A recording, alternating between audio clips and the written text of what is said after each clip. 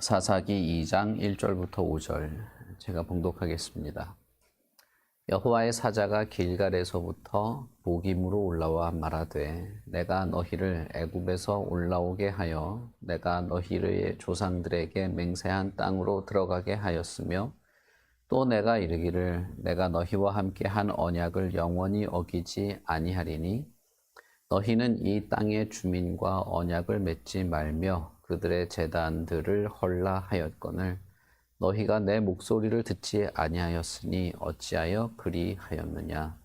그러므로 내가 또 말을 하기를 내가 그들을 너희 앞에서 쫓아내지 아니하리니 그들이 너희 옆구리의 가시가 될 것이며 그들의 신들이 너희에게 올무가 되리라 하였노라. 여호와의 사자가 이스라엘 모든 자손에게 이 말씀을 이르매 백성들이 소리를 높여 운지라. 그러므로 이곳을 이름하여 보김이라 하고 그들이 거기서 여호와께 제사를 드렸더라. 아멘.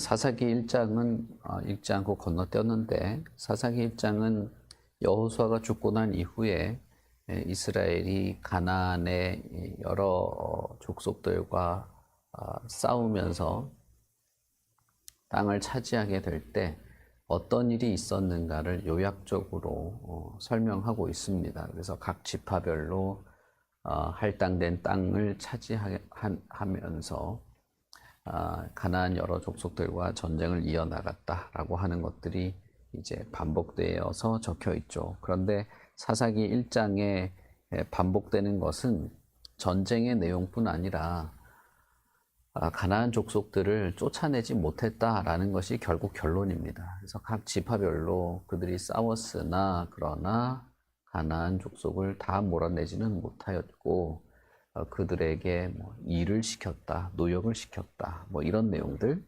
혹은 다 쫓아내지 못했기 때문에 땅을 차지하지 못했다 이런 내용들 결국 가나안 족속들을 쫓아내는 일에 실패했다 하는 것이 사사기 1장의 전체 내용이 되겠습니다.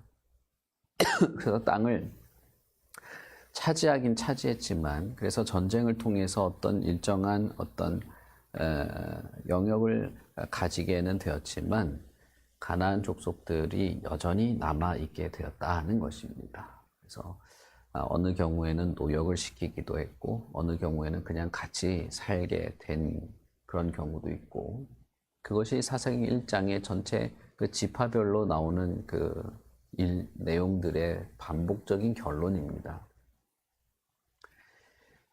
그런 면에서 보면 이 사사기의 전체 분위기는 가나안에 정착하게 된 이스라엘에게 있는 여러 현상에 대해서 여러 그 현실에 대해서 하나의 서론을 불안한 어떤 서론을 이렇게 시작하게 되는 것이죠. 출애굽기와 여호수아기를 지나서 사사기의 내용은 출애굽기를 통해서 계시된 하나님의 말씀 그리고 레위기를 통해서 전달된 어떤 삶의 방식과 규칙들 그리고 여호수아기를 통해서 그 하나님의 말씀에 어떻게 순종하여야만 하는가를 훈련한 그 이스라엘이 모세나 여호수아 같은 지도자들이 떠나고 이제 자기들의 삶의 이제 터전 안에서 이스라엘 전체 공동체가 실제로 가나안에서 어떻게 살아가는가를 기록하고 있다고 볼 수 있겠습니다. 그런데 한편으로는 하나님이 이스라엘과 한 약속들, 특별히 여호수아가 세겜에서 다시 약속을 갱신하는 그 과정이 있었는데 이런 약속들에 대해서 그렇다면 하나님은 어떻게 약속을 지켜가는가를 담고 있다 볼 수 있죠. 그래서 사사기는 이 언약 당사자인 두 주체 하나님과 이스라엘이 어떻게 약속을 지켜가게 되었는가를 기록하고 있다고 볼 수 있겠습니다. 특별히 사사기는 일정한 구조를 가지고 있습니다. 그것은 이스라엘이 하나님을 떠났다. 그래서 하나님께 벌을 받고 이스라엘이 회개하니까 사사를 보내서 구원하신다라고 하는 이 구조가 반복되고 있습니다. 전체 이스라엘에 등장한 사건들이 대부분 이런 구조를 가지고 있고, 이 구조를 통해서 우리가 알 수 있는 것은 하나님이 이스라엘에게 벌을 내리시는 것은 약속에 충실한 행위라는 것입니다. 하나님은 약속에 충실함으로써 이스라엘에게 복을 주시기도 하지만, 그러나 약속에 충실함으로써 벌을 내리기도 한다는 것입니다. 그런 면에서 어떤 윤리적인 판단, 너가 나쁜 일을 했으면 벌을 받아라 라는 어떤 그런 해석이 중요한 게 아니고, 약속을 어떻게 신실하게 지켜나가는가가 훨씬 더 중요한 것입니다. 하나님이 벌을 내리시는 것도, 물론 하나님은 윤리적인 분입니다. 그러나 윤리적인 신이기 때문에 벌을 내린다기보다는 약속에 충실한, 약속에 신실한 하나님으로서 벌을 내리신다는 것을 우리가 알 수 있습니다. 그러므로써 하나님은 얼마나 약속에 성실한 분인지, 그리고 악을 벌하시는 공의로운 하나님이라는 것을 드러내시고, 그리고 그것을 통해서 실제로는 이스라엘이 회개하고 돌아오도록 하시는 그런 분인 것을 알 수가 있습니다. 또 사사기에 여러 번 등장하는 표현은 그때의 왕이 없었다라는 표현인데, 그런 표현으로 비추어 봤을 때는 사사기는 과거의 이야기를 쓴 것입니다. 사사기 그 당시에 현재 상황일 때 기록된 내용이 아니고 훨씬 이후에 그때는 왕이 없었지, 이런 표현 자체가 사사기를 훨씬 후대에 적었다는 것을 알 수가 있죠. 최소한 이스라엘의 왕이 생기고 난 이후에 적었던 내용인 것을 알 수가 있고, 1장에 보시면 베냐민 지파가 여부스 족속을 쫓아내지 못해서 아직까지 여부스 족속이 우리 가운데 살고 있게 되었다라는 표현이 나옵니다. 그런 걸 봤을 때는 다윗이 왕이 되기 이전 시대일 거다라는 생각을 하게 되죠. 왜냐하면 다윗이 왕이 되고 나서는 여부스 족속을 완전히 쫓아내버리기 때문에 그렇습니다. 그런 면에서 사사기가 아마도 다윗이 왕이 되기 전 그 시기 어느쯤에 쓰여졌다, 이렇게 볼 수 있겠습니다. 사사기 전체 이 내용에서 이스라엘에게 있는 큰 세 가지 문제가 있습니다. 그것 중에 하나는 하나님을 잊었다는 것입니다. 하나님을 잊었기 때문에 하나님의 약속과 어떤 하나님의 행위들, 하나님의 구원과 하나님의 역사들을 잊어서 하나님으로부터 멀어지게 되는 것이 있다는 것이고, 그것은 결국 우상 숭배로 이어지게 됩니다. 또 하나는 이스라엘이 윤리적으로 타락하기 시작한다는 것입니다. 이것은 역시 하나님과 멀어짐으로써 나타나는 결과 중에 하나입니다. 그래서 부모가 자식을 저주하고, 자식이 부모를 속이고, 아내가 남편을 죽이고, 동족 상잔을 일으키는 그런 윤리적으로 깊은 어떤 타락의 길을 걷게 되는 문제가 사사기에 있게 됩니다. 그 모든 과정이 결국 하나님이 없기 때문이다라는 결론이 이제 있는 것이죠. 그리고 또 하나는 이스라엘이 하나의 공동체가 부서지는, 서로가 하나가 되는 것을 이제 못하게 되는 그런 세 가지 큰 문제가 있습니다. 모세가 가나안에 들어가기 전에 요단강 동편에 므낫세 지파가 남기로 할 때 모세는 그것을 이제 허락을 하죠. 허락을 하는데, 허락할 때 조건은 뭐냐면, 그러나 요단 서편에 전쟁이 벌어지거나 할 때 너희들은 하나이기 때문에, 우리가 하나의 공동체이기 때문에 요단강을 건너 들어와서 같이 전쟁에 임해야 된다. 이것이 조건이었습니다. 그리고 여호수아일 때도 마찬가지죠. 너네 지파 일은 너네 지파가 해결하고 이건 우리랑 상관없는 일이고, 이런 것이 아닙니다. 이스라엘은 하나의 공동체고 하나의 신을 섬기는 하나님의 백성으로서의 정체성을 가지도록 하는 것이죠.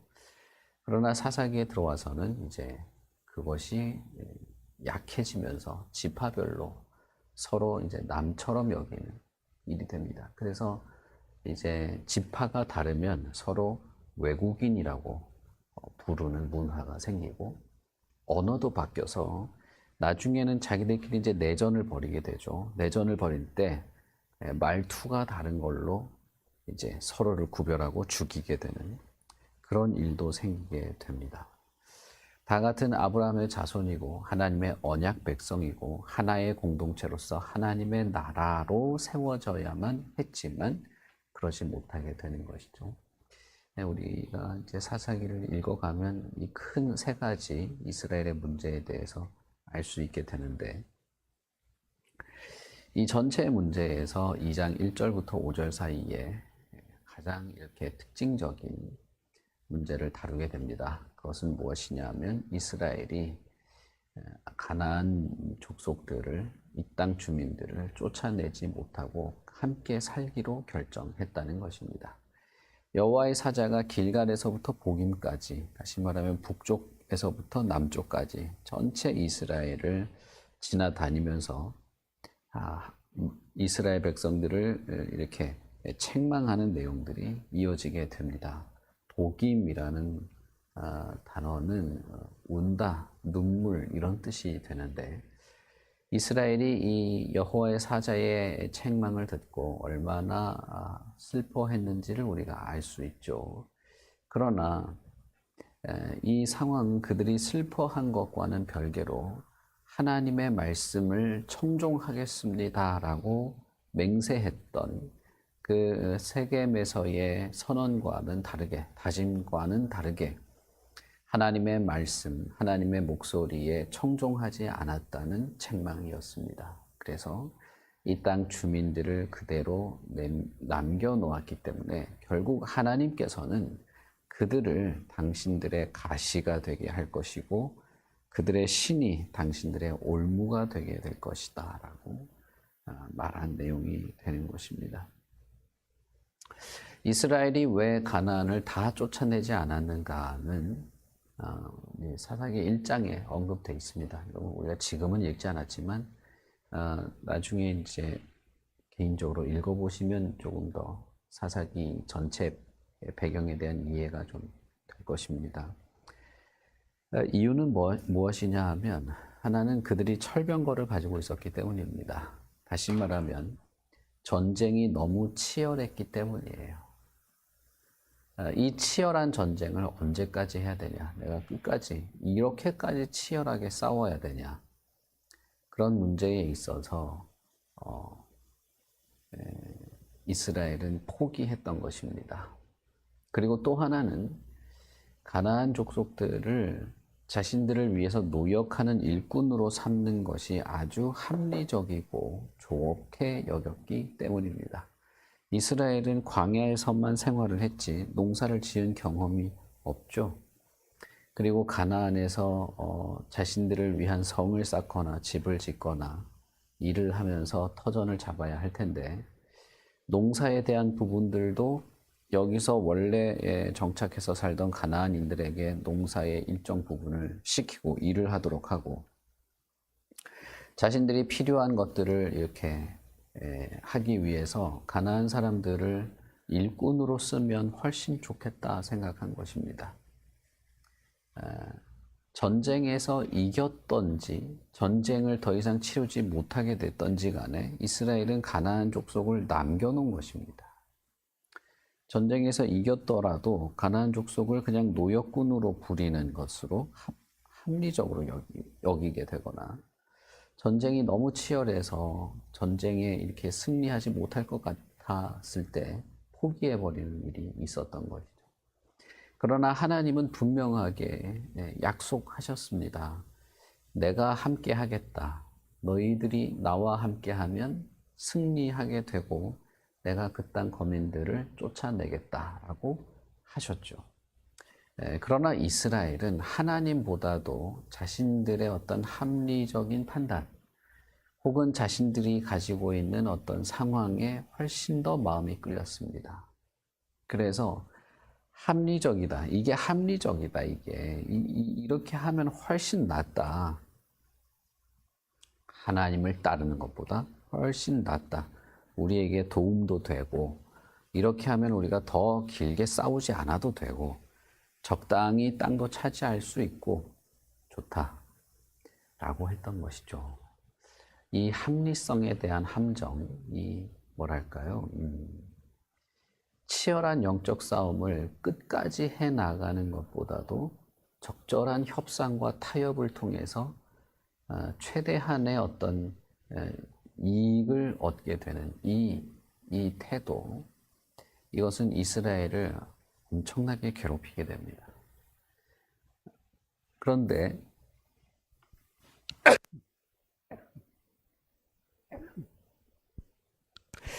이스라엘만 그런 것이 아니고 현대를 사는 그리스도인들, 현대를 사는 교회도 이런 비슷한 태도를 가질 때가 있습니다. 하나님의 말씀과 진리를 끝까지 고집하고 하나님의 뜻에 합당한 것에 끝까지 투신할 것인가? 아니면 합리성과 적절한 협상과 타협을 통해서 최대한의 이익을 얻고 서로 윈윈하면서 적당한 거리를 가지고 살아가게 될 것인가? 라는 것이죠. 후자가 훨씬 더 합리적으로 보이고 훨씬 더 세련돼 보이는 것이 있습니다. 그러나 중요한 것은 하나님의 백성은 사실 하나님으로부터 오는 것으로 살아간다는 것입니다. 당시의 이스라엘은 남겨둔 가나안 사람들 때문에 점차 가나안 문화에 동화되어 가기 시작했습니다. 이것이 참 아이러니한 것인데, 처음에 출애굽을 해서 애굽으로부터 많은 재물들을 얻어왔던 이스라엘, 그래서 상당히 많은 어떤 보화들을 가지고 있었죠.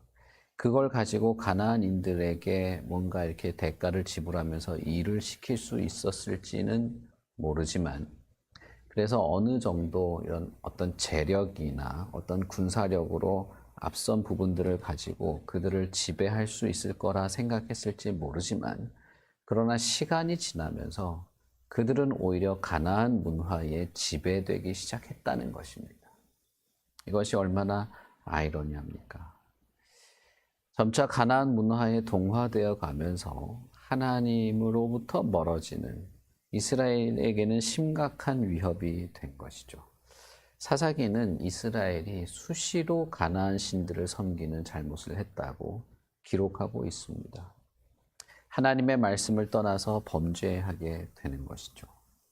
그때나 지금이나 하나님의 백성에게 있어서 이런 현실의 어떤 합리성, 현실이 성경과 다르다라고 하는 것, 하나님의 말씀보다 내가 처한 현실이 훨씬 더 급하고 큰 문제로 여겨지게 되는 이런 것들, 자신들의 편리를 위해서 하나님을 떠나는 일들은 그때나 지금이나 동일하다는 것입니다. 이것을 여호와의 사자가 분명히 경고를 하게 되고, 이 2장에 있는 이 내용은 이 사사기 전체의 배경을 설명하는 내용이 됩니다. 그리고 하나님께서 경고한 이 경고의 내용대로 가나안 민족은 수백 년을 이스라엘을 괴롭히는 자들이 되었죠. 근데 참 뭐랄까요? 뭐라 설명하기는 어렵지만 지금 2000년이 지난 2000년이 뭡니까? 사사시대부터 지금까지 하면 거의 4000년이 지나는 이 시기에도 그들은 지금도 싸우고 있는 것이죠. 정말 아이러니한 일입니다. 물론 이 당시의 가나안과 이스라엘의 싸움과 지금의 싸움은 완전히 성격이 다른 거죠. 이걸 그대로 지금 이스라엘 팔레스타인에 적용하시면 여러분 안 됩니다. 그건 맞지가 않습니다. 그러나 그럼에도 불구하고 우리가 알 수 있는 것은 하나님의 백성으로서 하나님의 뜻에 합당한 삶을 살아가는 것과 하나님의 약속에 충실한 하나님의 백성으로서 이 세상에 하나님을 선포하는 일에 실패하게 되면 그것은 오히려 하나님의 백성답지 못한 것으로 끝나는 정도가 아니라 하나님을 떠나고 하나님을 배반하고 오히려 하나님을 이렇게 욕먹이는 그런 극단으로 치닫게 된다는 것입니다. 이스라엘은 자신들의 형편 혹은 현실의 여러 어려움들 혹은 자신들이 생각할 때 가장 합리적이고 합당하고 이것이 참 이익이 될 거라고 생각했던 것들에 쉽게 발을 내딛게 됩니다. 거기서 간과된 것은 하나님의 말씀 혹은 하나님의 약속, 하나님이 그 약속을 신실하게 지키시는 분이라고 하는 하나님 자신에 대한 이해였습니다. 하나님께서 이스라엘 백성들을 앞으로 어떻게 다루실 것인가? 그들을 포기하지 않고 하나님이 약속을 지키신다면 하나님은 그 약속에 합당한 이스라엘로 살아가도록 그들을 다루실 수밖에 없는 것이죠. 그렇다면 현재 우리가 살아가는 현재의 우리에게도 하나님은 동일하게 하실 것이다 라고 예상해 볼 수 있습니다. 하나님께서 우리를 어떻게 다루실 것인가? 하나님의 말씀과 하나님의 뜻에 합당하게 하실 겁니다. 그리고 예수 그리스도 안에서 우리에게 주신 그 모든 교훈의 말씀에 부합하게 하실 것입니다.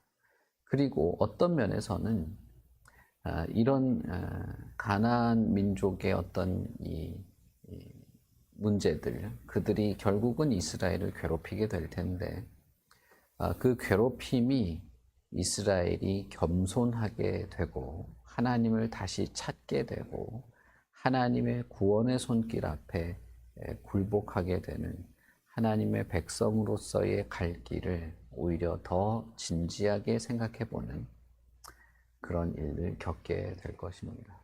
그러므로 우리는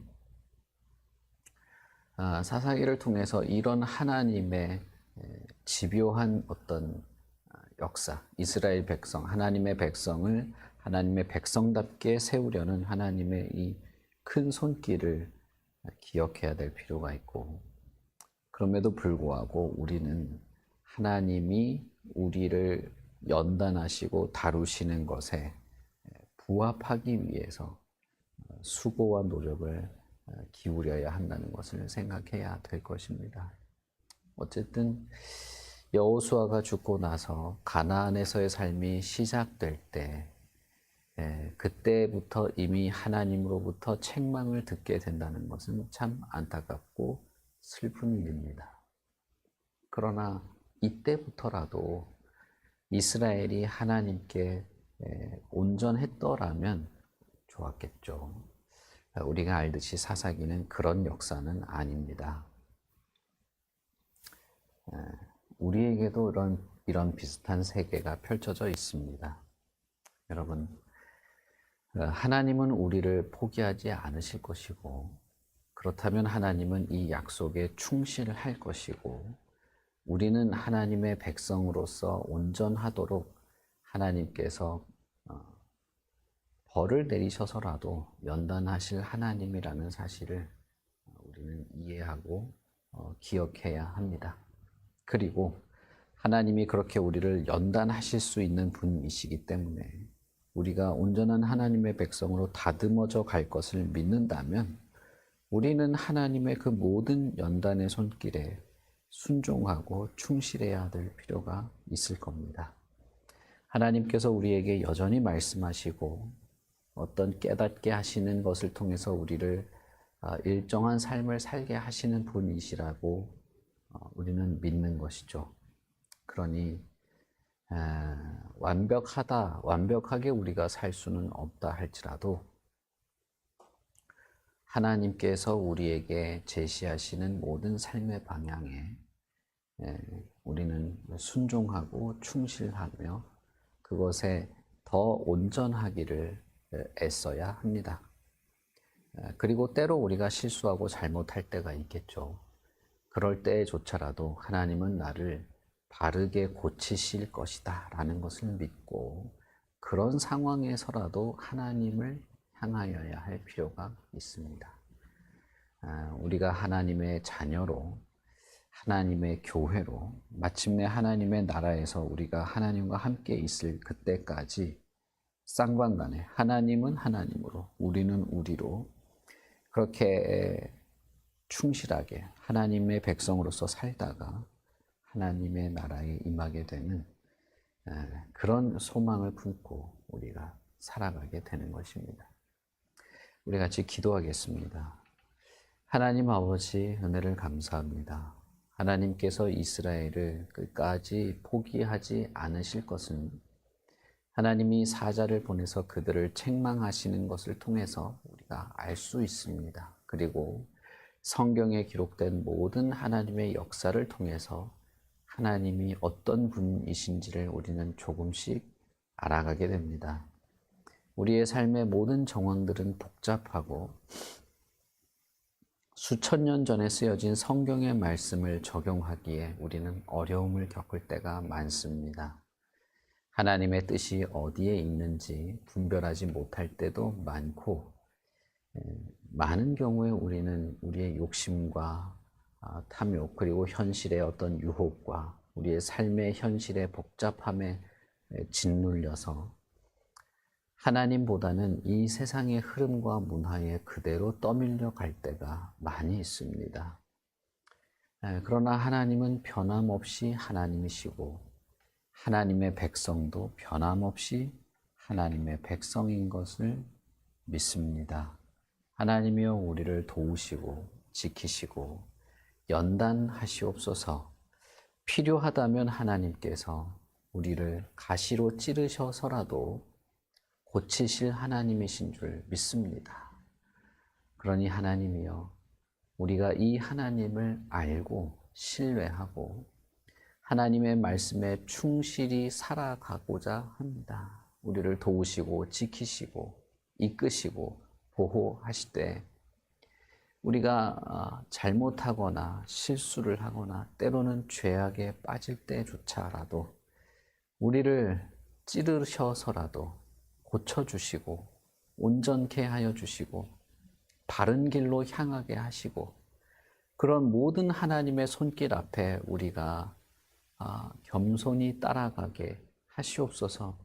때로는 하나님이 베푸시는 축복에 즐거워하지만 그러나 때로는 하나님의 징계에 우리가 어려움을 겪게 되기도 합니다. 어느 때라도 하나님이여 우리가 좌절하거나 낭망하거나 원망하거나 불평하지 않고 하나님의 손길인 것을 믿고 하나님이 우리를 고쳐나가시려는 것을 신뢰하고 기꺼이 고쳐지고 기꺼이 하나님을 향하여 나가는 하나님의 백성으로서 더 온전함으로 세워지려는 우리의 삶이 끊어지지 않게 멈추지 않게 그렇게 하여 주시옵소서. 겸손하게 연단받고 겸손하게 주님의 뜻을 따르겠습니다. 하나님의 모든 백성들에게 그리고 하나님의 교회의 모든 성도들에게 하나님께서 말씀하시고 끝까지 지키시고 인도하시고 거룩한 하나님의 백성으로서 온전히 세워지도록 우리를 지키시옵소서. 오늘 하루를 하나님께서 우리를 그렇게 다루실 줄 믿습니다. 어느 방향이든 하나님이여 우리가 하나님에 대하여 성실하고 진지한 태도로 살아가고 오늘 하루도 우리에게 유익이 있고 깨달음이 있고 하나님의 백성으로서 조금 더 온전하게 되는 그런 하루가 되게 하시옵소서. 감사합니다. 예수님 이름으로 기도합니다. 아멘. 하늘에 계신 우리 아버지여 이름이 거룩히 여김을 받으시오며 나라의 임하옵시며 뜻이 하늘에서 이룬 것 같이 땅에서도 이루어지이다. 오늘날 우리에게 일용할 양식을 주옵시고 우리가 우리에게 죄 지은 자를 사하여 준 것 같이 우리 죄를 사하여 주옵시고 우리를 시험에 들게 하지 마옵시고 다만 악에서 구하옵소서. 대개 나라와 권세와 영광이 아버지께 영원히 있사옵나이다. 아멘.